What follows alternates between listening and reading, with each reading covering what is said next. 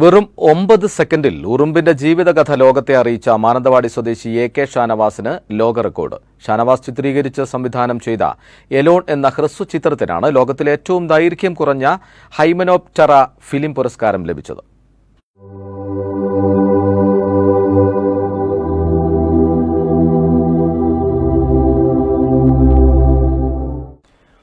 ഉറുമ്പുകളുടെ ജീവിതം പ്രമേയമായി വരുന്ന ഹ്രസ്വ ചിത്രമാണിത്.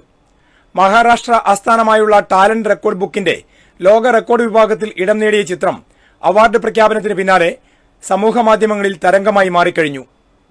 ലോകത്തിലെ ഏറ്റവും ദൈർഘ്യം കുറഞ്ഞ ഹൈമനോപ്റ്ററ ഫിലിം എന്ന ബഹുമതിയാണ് എലോണിന് ലഭിച്ചത്.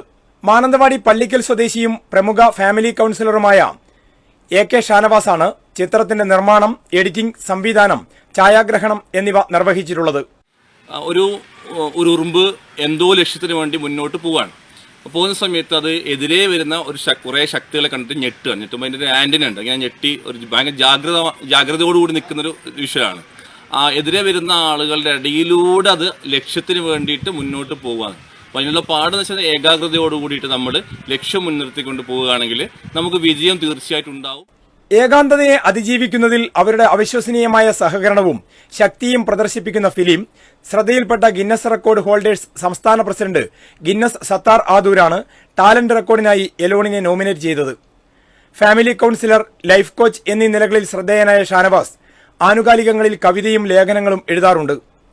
ഏറെ നാളായി ഉറുമ്പുകളെക്കുറിച്ചുള്ള ഗവേഷണത്തിലാണ്. എടവക ഗ്രാമപഞ്ചായത്തിലെ പള്ളിക്കൽ പരേതനായ അണിയാപ്രവൻ കുഞ്ഞിമ്മദിന്റെയും ഫാത്തിമയുടെയും മകനാണ്.